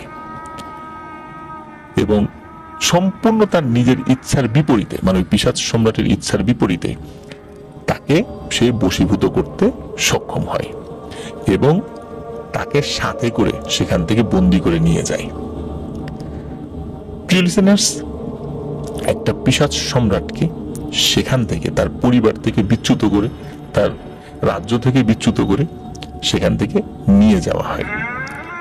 এখানে একটু তথ্য, সেটা হলো যে ওই তান্ত্রিক একটা বিষয় জানতে পেরেছিল, সেটা হলো যে ওই পিশাচ সম্রাট সে খুবই বদরাগী, খুবই ভয়ানক একটা পিশাচ সম্রাট, কিন্তু সে তার প্রজাদের প্রতি খুব দয়ালু। তার প্রজারা তার সাথে কথা বলতে সাহস পেত না সহজে, কিন্তু সে যদি শুনতো তার কোনো পিশাচ প্রজাকে কেউ আটকে রেখেছে, সে সাথে সাথে সেখানে গিয়ে একদম ম্যাসাকার করে সবকিছু ডিস্ট্রয় করে তার ওই প্রজাকে ছাড়িয়ে নিয়ে চলে আসতো। এই জন্য তার প্রজারা তার জন্য জীবন দিতে প্রস্তুত ছিল। এখন এই হাজার হাজার পিশাচ যারা তাদের সম্রাটের জন্য জীবন দিতে প্রস্তুত, এদের মোকাবেলা করা কিন্তু চারটিখানি কথা না। এই জন্যই এমন একটা মায়াজাল সৃষ্টি করে, যার ফলে সম্রাট এবং তার প্রজাদের মধ্যে এক ধরনের মায়াবী পর্দা পড়ে যায়, এবং অনেক কলা কৌশল অবলম্বন করে ওই পিশাচ সম্রাটকে বশীভূত করে, তার ইচ্ছার বিরুদ্ধে বশীভূত করে তাকে সাথে নিয়ে আসে। এবং তিনি চিন্তা করেন আর অন্য কোথাও এই বিদ্যা প্রয়োগ করব না, সোজা আমার এলাকায় চলে যাব। তো তিনি তার এলাকায় চলেও আসেন। দীর্ঘদিন পর তার পরিবারের সাথে তার দেখা হয়। সে সেখানে একটা আখড়া খুলে বসেন, এই তন্ত্রমন্ত্রের একটা আখড়া, মানুষ সেখানে সমাধানের জন্য আসে। ছোটখাটো সমস্যার সমাধানগুলো নর্মাল পিশাচ দিয়ে তিনি করে ফেলতেন, আর বড় বড় সমস্যার সমাধানগুলো তিনি ওই যে পিশাচ সম্রাট তাকে ছেড়ে দিতেন। সে অল্প সময়ের মধ্যেই একদম ডিস্ট্রয় করে চলে আসতো। সে একদম মানে খুব অফেন্সিভ অ্যাক্টিভিটিস ছিল তার, মানে মারাত্মক কোনো কাজ, হত্যা, তারপরে ভাঙচুর, এই সংক্রান্ত কাজের জন্য ওই পিশাচের কোনো জুড়ি ছিল না। এই জন্য তাকে সেখানে পাঠাতো। প্রতিবার তাকে যখন পাঠাতো তখন সেই পিশাচ নাকি ওই তান্ত্রিককে বলতো যে আমি এই কাজে যাচ্ছি, আমার আজাদি কি মিলবে? তখন ওই তান্ত্রিক নাকি বলতো যে কাজ করে আসো, যদি দেখি যে ভালো, চিন্তা ভাবনা করব। ওই পিশাচটা নাকি সব সময় ওই তান্ত্রিকের কাছে বলতো যে আমার আজাদি কি মিলবে, মানে আমার মুক্তি কি মিলবে। তো এভাবে ওই পিশাচকে দিয়ে সে মানে সুপার লেভেলের কিছু কাজ করাতো। তার নাম ডাক্তার দিকে ছড়িয়ে পড়ে, অনেক টাকা পয়সার মালিক হয়ে যায় খুব অল্প সময়ের মধ্যে। একদিন কি হয়, একটা পরিবার তার কাছে আসে, ওই তান্ত্রিকের কাছে এসে বলে যে আমাদের এলাকায় আর একজন প্রভাবশালী ব্যক্তি রয়েছে, তো আমাদের দুইজনের মধ্যে দ্বন্দ্ব আছে, কে ওই এলাকায় বেশি প্রভাব সৃষ্টি করতে পারে। তো তোমার কাজ হলো যে কত টাকা লাগবে আমরা দেব, কি লাগবে আমরা দেব, কিন্তু ওই পরিবারকে একদম নিশ্চিহ্ন করে দিতে হবে, বলো পারবা কিনা। তখন তান্ত্রিক চিন্তা করে যে আমার হাতে যে পিশাচ সম্রাট আছে, একে পাঠাই দিলে তো ও একদম শেষ করে দিয়ে চলে আসবে। তখন তান্ত্রিক বলে যে হ্যাঁ, এটা কোনো ব্যাপার না, এটা সম্ভব। তখন ওই লোকরা বলে যে যাদের বিরুদ্ধে আমরা আসছি এখানে, এরাও কিন্তু বিভিন্ন কবিরাজের কাছে যায়, তান্ত্রিকের কাছে যায়, ওরাও কিন্তু টুকটাক অনেক প্রতিরক্ষামূলক ব্যবস্থা নিয়ে রাখে, তো তুমি পারবা তো? তখন ওই তান্ত্রিক বলে হ্যাঁ পারবো, কারণ আমার কাছে যে জিনিস আছে সেটা অন্য কারো কাছে নাই। তো ওই যেই পিশাচ সম্রাট, সে পিশাচ সম্রাটকে এই দায়িত্বটা দেওয়া হয় ওই পরিবারকে নিশ্চিহ্ন করে দেওয়ার জন্য। পিশাচ সম্রাট বলে হ্যাঁ এটা করব, একটা পরিবারকে নিশ্চিহ্ন করে দিব, তো আমার আজাদি কি মিলবে? তখন ওই তান্ত্রিক বলে তুমি যদি এই কাজটি করতে পারো তাহলে আমি তোমাকে আজাদ করে দিব, তুমি তোমার পরিবারের কাছে চলে যাবা। তখন পিশাচ সম্রাট বলে যে হ্যাঁ ঠিক আছে, তাহলে আমি যাব, এইবারের কাজটাই তোমার সাথে আমার শেষ কাজ হবে, আমি আমার পরিবারের সাথে আবার দেখা করব, আমি আমার প্রজাদের কাছে ফিরে যাব, এবং এটা করার জন্য আমি আমার সর্বোচ্চ শক্তি সেখানে প্রয়োগ করব। তো সে পিশাচ সম্রাট চলে যায় সেই বাড়িতে যেখানে ঠিকানা দেয়া হয়। সেখানে গিয়ে তো শুরু হয়ে যায় তার তাণ্ডব। ঘর বাড়ি ভেঙে ফেলতেছে, গাছপালা ভেঙে ফেলছে, মনে হচ্ছে বিশাল তুফান। আর তার যে কণ্ঠ বজ্র কণ্ঠের মতো, মানে হুঙ্কার দিচ্ছে মানে বাইরে থেকে। তো ওই পরিবারের একজন আছে, সেও একটু তান্ত্রিক গোছের, সে চিন্তা করছে ওই কোনো নর্মাল কোনো পিশাচ টিশাচ আসছে হয়তো, বা যাই বাইরে গিয়ে এটাকে সায়স্তা করে আসি। সে বাইরে যাওয়ার পর ওরে বাবা বলে একটা চিৎকার দিছে, তারপরে তার কোনো সারা শব্দ নেই। তো অনেকক্ষণ পর যখন সবকিছু শান্ত হয়ে গেছে, তখন ওই বাড়ির লোকজন দরজা খুলে বাইরে গিয়ে দেখে কি যে এমন ভয়ানক কিছু দেখেছে। আসলে সে ওই অবস্থাতেই সে ওই ভয়ানক জিনিস দেখেই ওখানে মারা গেছে, মানে তার চেহারায় ভয়ের ছাপ। তো গাছপালা ভেঙে ফেলছে, কিছু ঘর বাড়ি ভেঙে ফেলছে, মানে বিশাল এলাকা নিয়ে তাদের অনেক ঘর বাড়ি ছিল আর কি, খুব প্রভাবশালী ব্যক্তি ছিল। তো প্রথম রাতে এই ঘটনা ঘটে এবং ওই পিশাচ বলেছিল যে ওই পরিবারকে একদিনে শেষ করা যাবে না, 4-5 দিন সময় লাগবে, 4-5 দিনের মধ্যে ওই পরিবার একদম নিশ্চিহ্ন হয়ে যাবে, ওদের ঘর বাড়ি নিশ্চিহ্ন হয়ে যাবে। তো পরের রাতে আবারও তো আসবে, তাই না, ওই পিশাচটা। তো এবার কি হয়, ওই পরিবারের লোকজন তারা একজন সিদ্ধ পুরুষের কাছে যান। তিনি অত্যন্ত ধার্মিক ছিলেন, উনি হিন্দু ধর্মাবলম্বী, অত্যন্ত ধার্মিক, মানে তার ধর্মের একজন খুব পরহেজগার ব্যক্তি আর কি। এবং উনি ছিলেন সন্ন্যাসী গোছের একজন মানুষ এবং সবসময় মানুষের উপকার করতেন। তার বয়স 70 কি 75-এর মতো হতে পারে, এরকম একটা আইডিয়া পাওয়া গিয়েছিল আর কি। তো ওনার কাছে যখন গিয়ে বলা হয় যে আগের রাতে এই ধরনের ঘটনা ঘটেছে, তখন উনি বুঝতে পারেন যে এখানে সাধারণ কোনো পিশাচ আসেনি, এখানে সত্যি সত্যি ভয়ানক কোনো পিশাচ এসেছে। আর উনি যেটা করেন সেটা হলো যে তাদেরকে বলেন যে আজকে রাত্রে আমি তোমাদের বাড়িতে যাব, কিন্তু শুরুতেই তোমাদের বাড়িতে অবস্থান করব না, আমি না বলা পর্যন্ত পৃথিবী ধ্বংস হয়ে গেলেও কেউ বাড়ির থেকে বের হবা না, আমি যখন বলবো সবাই বাড়ির থেকে বের হবা, তখন তোমাদের সাথে কথা হবে, এখন যাও, চলে যাও। তো সকলে চলে আসে। আর রাত্রের একটা নির্দিষ্ট সময় আবার শুরু হয়ে যায় দ্বিতীয় দিনের মতো তাণ্ডব শুরু হয়ে গেছে। তখন সকলের কাছে মনে হচ্ছিল এবার তাণ্ডবটা একটু বেশি হচ্ছে, মনে হচ্ছে এখনই ঘর বাড়ি ভেঙে পড়ে যাবে তাদের গায়ের উপরে, এমন একটা অবস্থা। বেশ খানিকক্ষণ এরকম তাণ্ডব চলার পর একটা সময় সব কিছু শান্ত হয়ে যায় এবং শান্ত হওয়ার পর বাইরের থেকে সেই সিদ্ধ পুরুষের আওয়াজ আসে যে এখন তোমরা বাড়ির থেকে বের হও, কোনো সমস্যা নেই। তো বাড়ির সদস্যরা ঘর থেকে বের হয়, তখন তো রাতের বেলায় বের হয়ে দেখে যে ওনার হাতে একটা পিতলের কলস চকচক করছে এবং সেটার মুখ খুব শক্ত কিছুতে আটকে রাখা।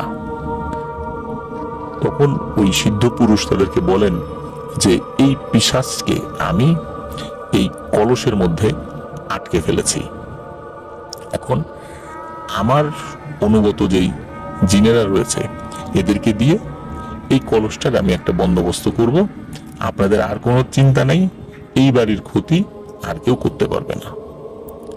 তো এর বিনিময়ে ওই যিনি এসেছিলেন আর কি, তাকে অনেক টাকা পয়সা দিতে চান, কিন্তু তিনি বলেন যে আমি কোনো টাকা পয়সা নেই না, মানুষের উপকার করাই আমার কাজ। তো উনি ওখান থেকে চলে যান ওই বাড়ি থেকে। তো উনি যে কাজটি করেছিলেন যে তার অনুগত জিনদেরকে দিয়ে ওই যে কলসটা, এই কলসটা কোনো একটা নদীতে, ওই সময় ওই বঙ্গের কোনো একটা নদীতে সেটি ফেলে দিয়েছিলেন। তো কলসের মধ্যে তো ফাঁকা ছিল, তারপরেও কিন্তু ওই কলসটা পানির নিচে ডুবে যায়। পানির নিচে ডুবে যাওয়ার পর উনি চিন্তা করেছিলেন যে পানির নিচে ডুবে গেলে ওই নদীর পানির তলদেশে যখন যাবে উপরে পলিমাটি পড়বে, আস্তে আস্তে নদীর একদম গভীরে ওই জিনিসটা দাফন হয়ে যাবে, যেটা মানুষের হাতের নাগালে কখনোই থাকবে না। উনি এই চিন্তা করেছিলেন। কিন্তু নদীর তলদেশে যে স্রোত থাকে, হয়তোবা সেই স্রোতের কারণে কোনো না কোনো ভাবে ভাসতে ভাসতে ভাসতে ভাসতে দীর্ঘ সময়, এরকম প্রায় 300 বছর পার হয়ে গেছে, 300 বছর বেশি সময় পার হয়ে গেছে, ওইটা কোনোভাবে ভাসতে ভাসতে এই যে শরীয়তপুরের এই জয়ন্তী নদীর এখানে চলে আসছে। ঘটনা যেটা ঘটে সেটা হলো জেলেরা মাছ ধরবার সময় কোনো কারণে একটা কলস পান এবং এই কলসটা তারা খুলে ফেলে। খুলে ফেলার পর ওই পিশাচটা সেখান থেকে মুক্তি লাভ করে।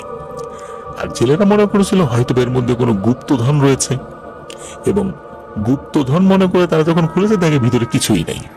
কিন্তু কি ভয়ানক জিনিসকে তারা যে মুক্ত করে দিয়েছে তারা তো সেটা বুঝতে পারেনি। আর ওই জিনিসটা মুক্তি পেয়ে কিন্তু ওই জেলেদেরকে কোনো ক্ষতিও করেনি। এখন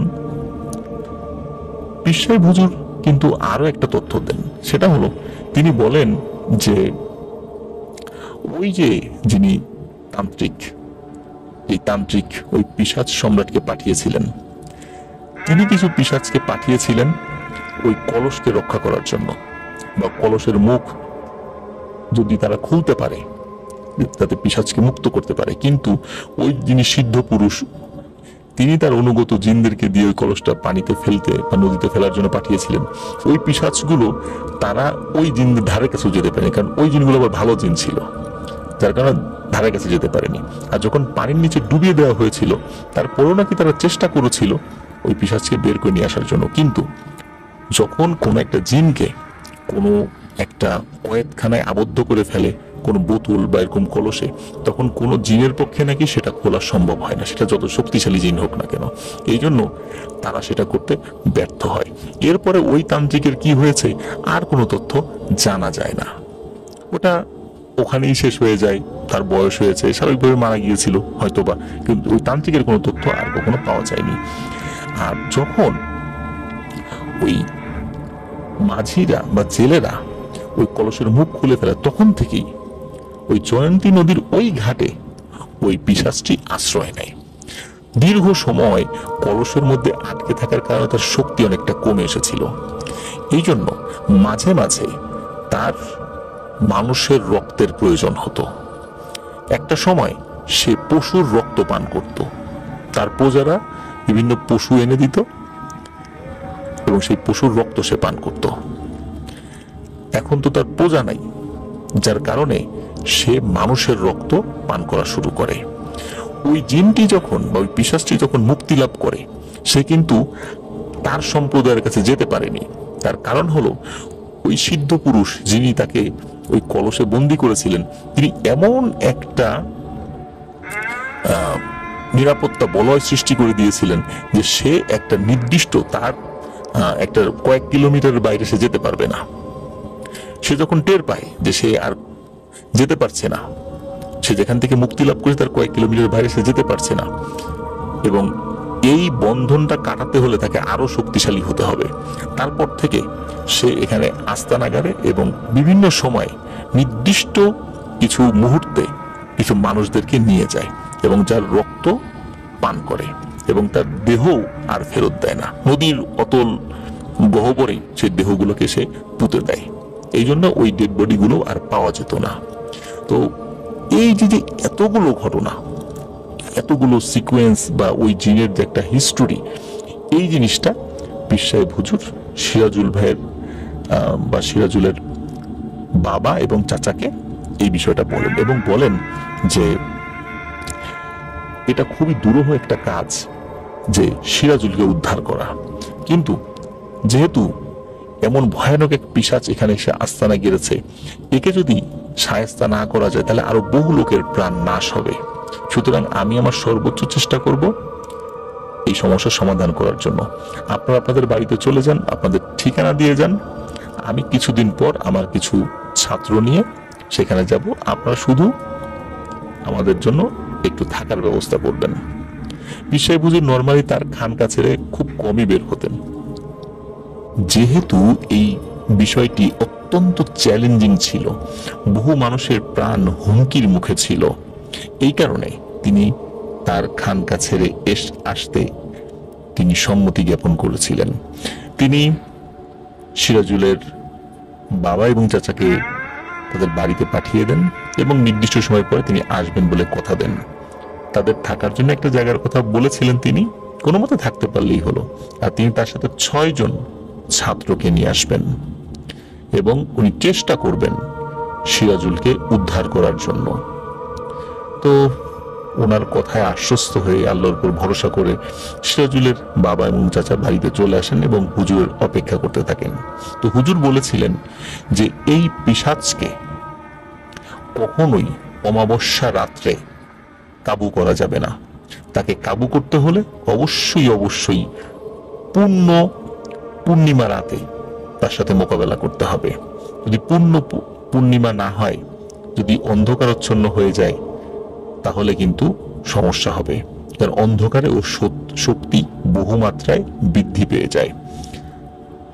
এদিকে সিরাজুলের বাবা এবং চাচা বাড়িতে ফেরত আসেন, অপেক্ষার প্রহর গুনতে থাকেন হুজুরের জন্য। সত্যি হুজুর 6 জন ছাত্রকে সাথে নিয়ে চলে আসেন সেই গ্রামে।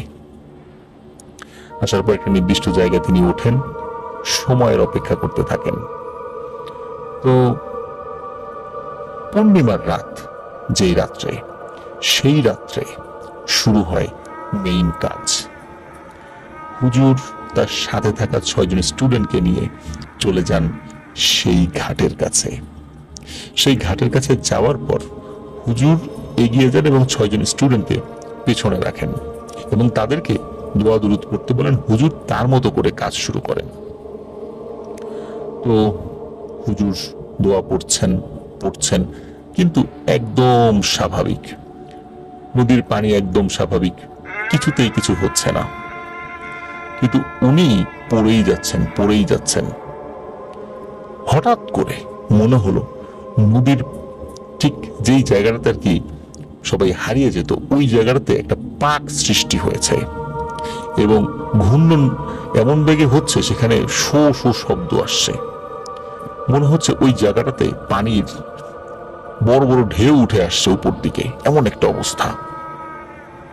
হঠাৎ করে ভিতর থেকে মনে হচ্ছে যে বজ্রপাত হলে যেরকম আওয়াজ, ওই রকমের গর্জন আসছে এবং ওর ভেতর থেকে কথা আসছে। একটা কথা চলে আসে ভেতর থেকে, সেটা হলো, তোরা কি আমাকে শান্তিতে থাকতে দিবি না? বল কি চাস, কেন এখানে এসেছিস? তখন হুজুর বলে, সিরাজুলকে ফেরত দে।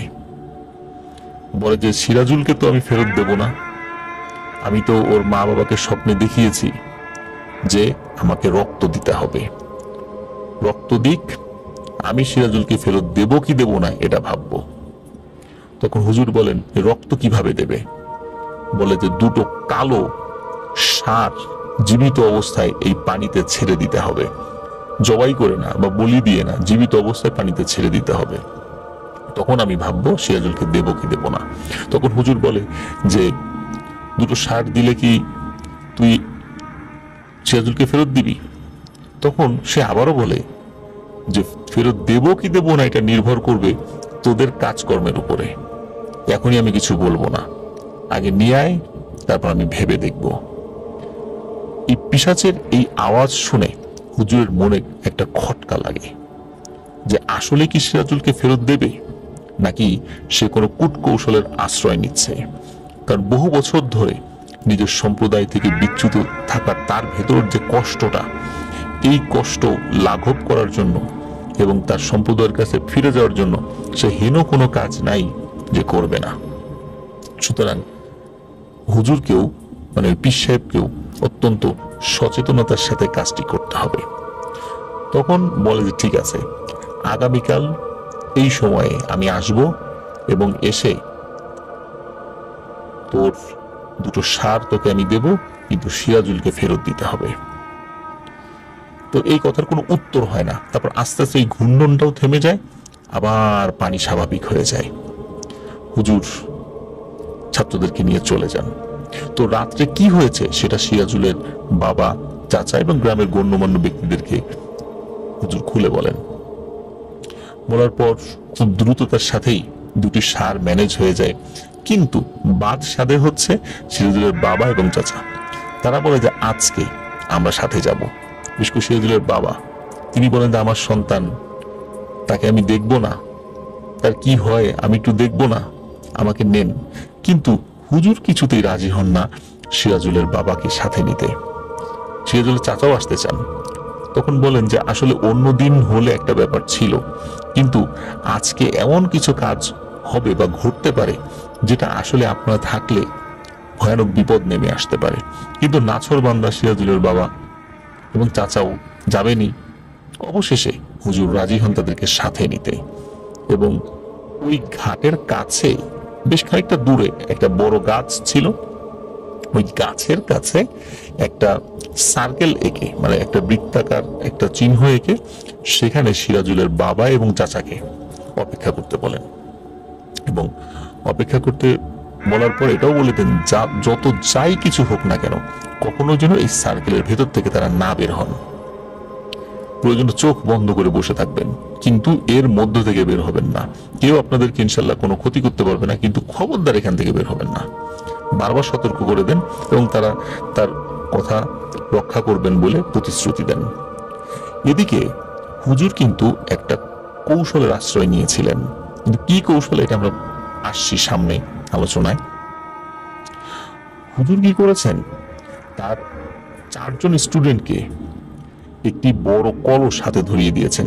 বেশ মানে বড় একটা পিতলের কলস। এই কলসটা 4 জন স্টুডেন্টের কাছে দিয়েছেন।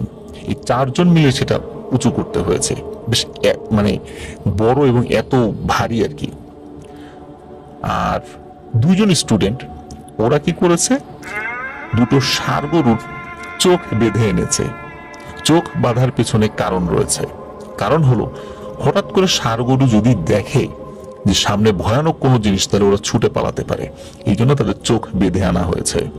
চোখ বেঁধে খুব ভালোভাবেই ওই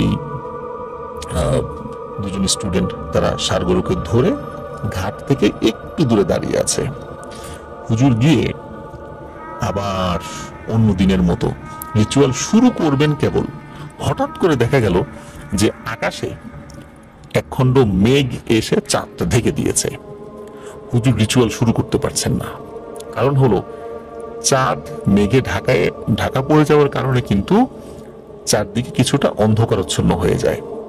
গত রাত্রে পূর্ণিমা ছিল, পরের দিনে তো চাঁদের আলো বেশ ভালোই থাকার কথা, কিন্তু এই মেঘের কারণে কিছুটা মানে অন্ধকার হয়ে যায়। তখন হুজুর বলেন, এই মেঘ না সরা পর্যন্ত কোনোভাবেই ওই পিশাচকে ডাকা যাবে না, কারণ এখন যদি ডাকি ও যদি উপস্থিত হয়ে যায় তাহলে ভয়ানক বিপদ আসবে, ওর শক্তির সাথে আমরা পেরে উঠবো না।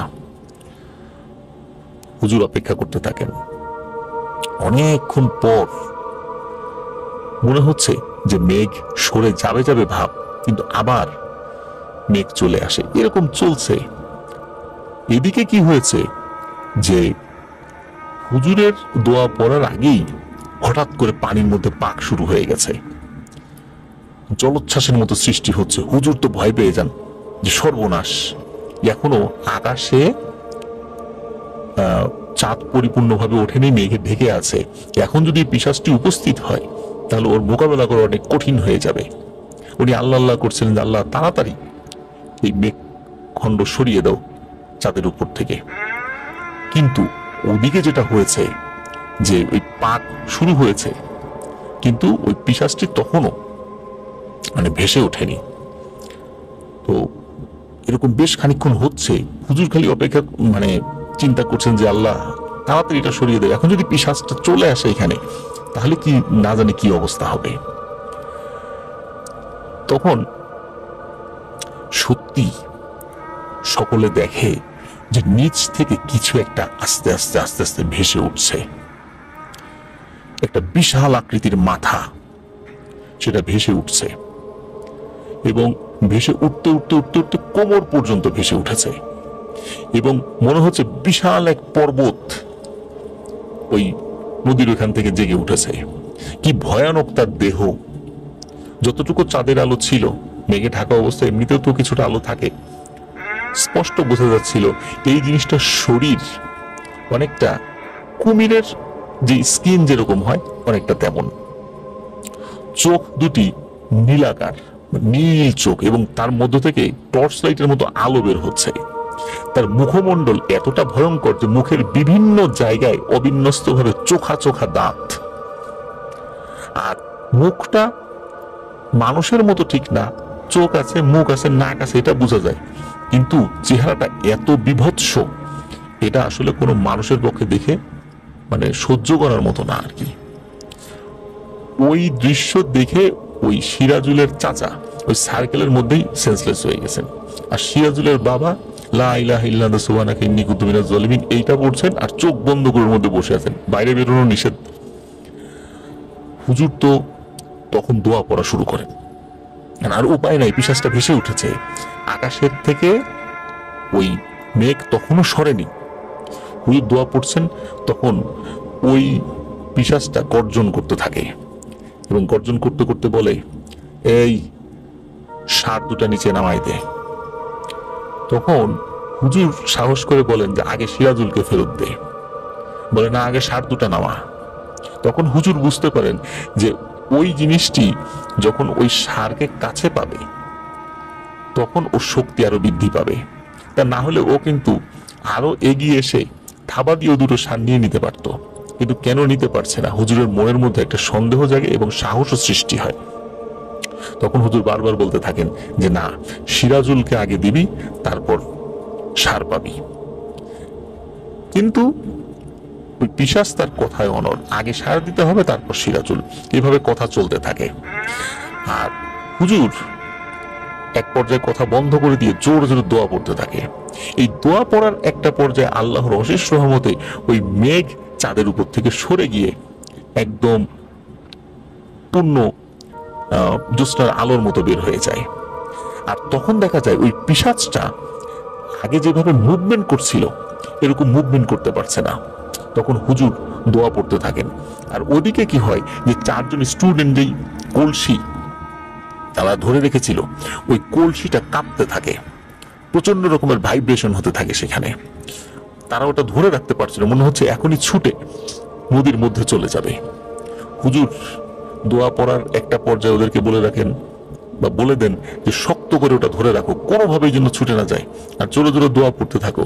এটা যদি ছুটে যায়, নদীর মধ্যে চলে যায়, আমরা এখানে সবাই মারা যাব, কেউ বাঁচতে পারবে না, একটা লোকও এখানে বাঁচতে পারবে না, সুতরাং খুব শক্ত করে ধরে রাখো। হুজুর দোয়া পড়তে থাকেন। ওদিকে ওই পিশাচটি মানে প্রচন্ড হুঙ্কার করতে থাকে। সে এত জোরে হুঙ্কার করছিল মনে হচ্ছে যে মানে বজ্রপাত প্রতি ক্ষণে ক্ষণে হচ্ছে। একটা পর্যায়ে দেখা গেল ওই পিশাচটি ক্রমান্বয়ে দুর্বল হয়ে আসছে, এবং আস্তে আস্তে যখন দুর্বল হয়ে আসছে তখন হুজুর বুঝতে পারেন যে পিশাচের শক্তি কমে আসছে, আল্লাহর কালামের কাছে ওর শক্তি আসলে কিছুই না, আস্তে আস্তে সে দুর্বল হয়ে পড়ছে। তখন পিশাচ হুজুরকে বলে ওঠে যে তোরা মানুষ জাতি আসলে খুব খারাপ। আচ্ছা, আমি কি কোনো অন্যায় করেছিলাম? আমি কি আমার জলাশয় ছেড়ে আমি এসে মানুষকে ডিস্টার্ব করেছিলাম? তা তো করি নাই, বরং মানুষ আমাকে আমার সম্প্রদায় থেকে, আমার পরিবার থেকে বিচ্ছিন্ন করে তাদেরকে দিয়ে তাদের উদ্দেশ্য হাসিল করার জন্য, মানে আমাকে দিয়ে তাদের উদ্দেশ্য হাসিল করার জন্য কাজ করিয়েছে। আমি তো নিজে কখনো আসি নাই মানুষের কাছে বিরক্ত করার জন্য, কিন্তু কেন আমাকে তোরা এই কাজটা করতে বাধ্য করলি? তারপর আমাকে আর একটা জায়গা পাঠালো, সেখানে আমি বন্দী হইলাম, আমি আর যেতে পারলাম না। এখানে আমি বন্দী আছি, আমি যেতে পারছি না, আমি আজাদি চাই, আমি মুক্তি চাই, কিন্তু তোরা আমাকে খেপিয়েছিস। তোদেরকে না মেরে আমি যাব না, আমি সর্বোচ্চ চেষ্টা করব তোদেরকে হত্যা করার জন্য। তখন হুজুর বলে ওঠে, পারবি না, ইনশাল্লাহ তোকে আমরা আবার বন্দী করব। তখন এভাবে কথা কাটাকাটি হতে থাকে, আর হুজুর এর ভিতর দোয়া পড়তে থাকেন। একটা পর্যায়ে কি হয়, হুজুর তার পকেট ভিতর থেকে একটা পুটলি বের করেন এবং পুটলির গিট খুলতে থাকেন, এবং খোলার পরে ওই ছাত্ররা দেখতে পেয়েছেন ওর ভিতরে উজ্জ্বল সাদা রঙের কিছু একটা চিকমিক করছে। এটা যে আসলে কি জিনিস এটা জানা যায়নি। ওই জিনিসটা যখন হুজুর নদীর পানিতে ছিটিয়ে দেন তখন নদীর পানি কি হয়, মনে হচ্ছে ফুলে উঠেছে, ওইখানে ফুলে উঠে পার ভাসিয়ে নিয়ে যাচ্ছে, এমন একটা অবস্থা। আর ওই পিশাচটি ছটফট করতে থাকে এবং আস্তে আস্তে ধোয়ার মতো আকার হতে থাকে, মানে পিশাচের ওই শরীরটা আস্তে আস্তে ধোয়ার মতো হয়ে যাচ্ছে। তখন হুজুর তার ছাত্রদেরকে বলে, তোমরা শক্ত করে ধরে রাখো ওই কলসটা। আর কলস তখন আরো বেশি ভাইব্রেশন নড়াচড়া শুরু করে, এদিকে তারাও শক্ত করে ধরে রেখেছে। একটা পর্যায়ে কি হয়, ওই ধোঁয়াটা চোখা হয়ে সাঁ করে এসে ওই কলসের মধ্যে ঢুকে যায়। আর হুজুর দৌড়ে গিয়ে ওই যে যেই পুটলিটা ছিল ওই পুটলিটা ওই কলসের মুখের মধ্যে ঢুকিয়ে দেন এবং একটা কাপড় জাতীয় কিছু দিয়ে ওর মুখটা আটকে দেন। এবং কিছু সময় পরে আর একটা জিনিস উনি সাথে করে নিয়ে এসেছিলেন, শক্ত জাতীয় কিছু, সেটা দিয়ে আবার কলসের মুখটা আটকে দেন। ওই কলসের মাপ অনুযায়ী, মুখের মাপ অনুযায়ী একটা জিনিস উনি আগে থেকে, বা ক্যাপ জাতীয় কিছু উনি আগে থেকে প্রস্তুত করে রেখেছিলেন। তো ওটা যখন ওর উপর লাগিয়ে দেন, তখন উনি আলহামদুলিল্লাহ বলে শুকরিয়া আদায় করেন আল্লাহর কাছে যে আর কোনো ভয় নাই, পিশাচটি বন্দী হয়ে গেছে। ওই সময় ওই 4 জন ছাত্রকে বলেন, তোমরা দ্রুত চারদিকে খেয়াল করো বা যাও খুঁজে দেখো সিরাজুলকে কোথাও না কোথাও পাওয়া যাবে, কারণ পিশাচটি যেহেতু বন্দী হয়ে গেছে, সিরাজুলকে আটকে রাখার ক্ষমতা ওর শেষ হয়ে গেছে। সিরাজুল কোথাও না কোথাও এখানে আশেপাশে অবশ্যই আছে, কারণ ওইখানকার পানি ফুলে উঠেছে, ওর নিচ থেকে সিরাজুল ভেসে অবশ্যই উঠেছে। তখন ওই 4 জন স্টুডেন্ট এবং ওই যে ষাঁড়গরু ধরে রেখেছিল, ওই 2 জনও আশেপাশে খুঁজতে থাকে। ওদিকে সিরাজুলের বাবা, ওদিকে ওনার সিরাজুলের চাচা তো সেন্সলেস হয়ে আছে, সিরাজুলের বাবা সে আবার এগিয়ে আসে, ওই বৃত্ত থেকে বের হয়ে যায়। তো এখন পিশাচ বন্দী হয়ে গেছে, সবাই মিলে খুঁজতে থাকে। খুঁজতে খুঁজতে একটা জায়গায় এসে একটা মানুষের অবয়ব তারা দেখতে পায়। দেখে যে কাদার মধ্যে, ওই যে পানি তো উপচে পড়েছিল, যেন এদিকে কাদা হয়ে গেছে, কাদার মধ্যে উপর হয়ে মানুষের মতো কিছু একটা পড়ে আছে, কিন্তু তার শরীরে কোনো জামা কাপড় ছিল না।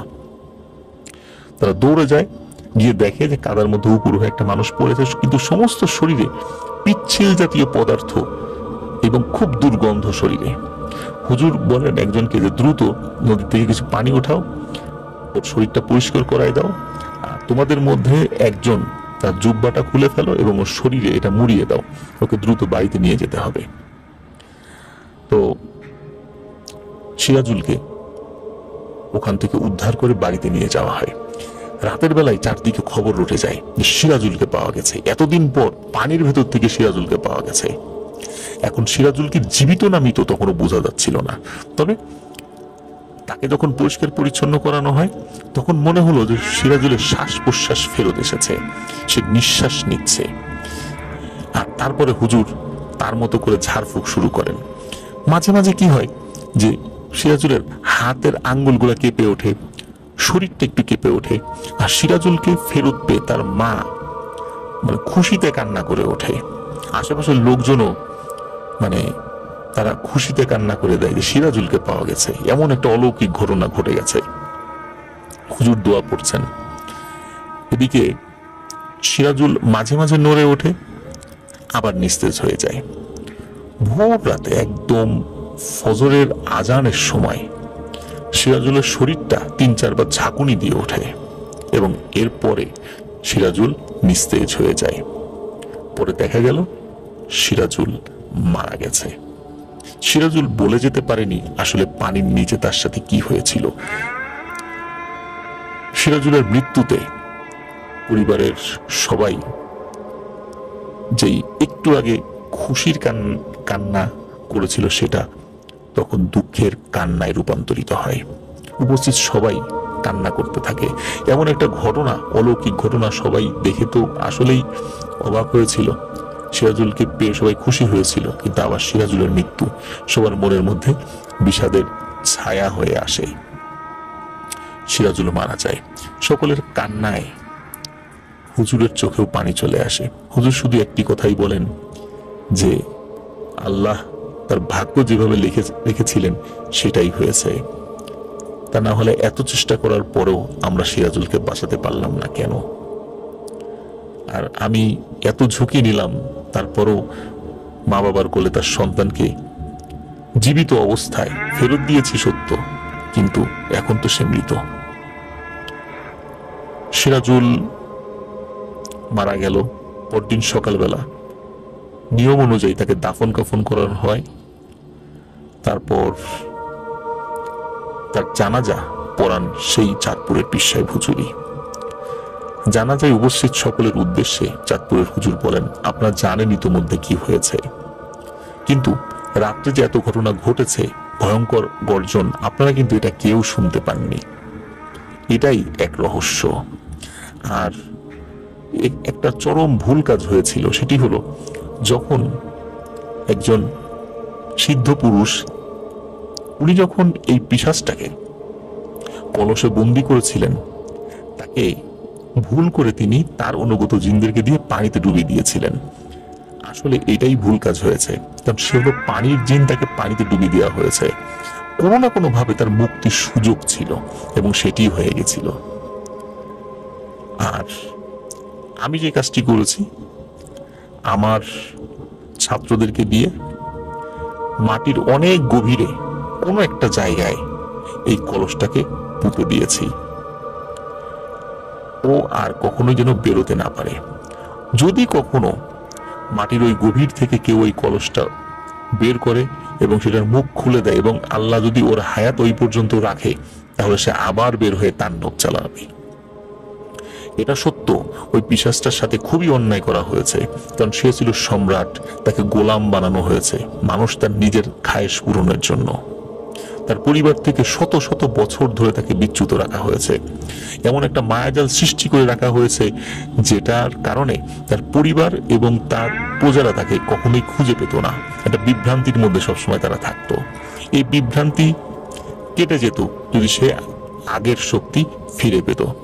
সে আগের শক্তি ফিরে পাওয়ার জন্য মরিয়া ছিল, সে বারবার কাজ করে দিত, বলতো আজাদি চাই, আমার আজাদি চাই, কিন্তু সে আজাদি কখনো পায়নি।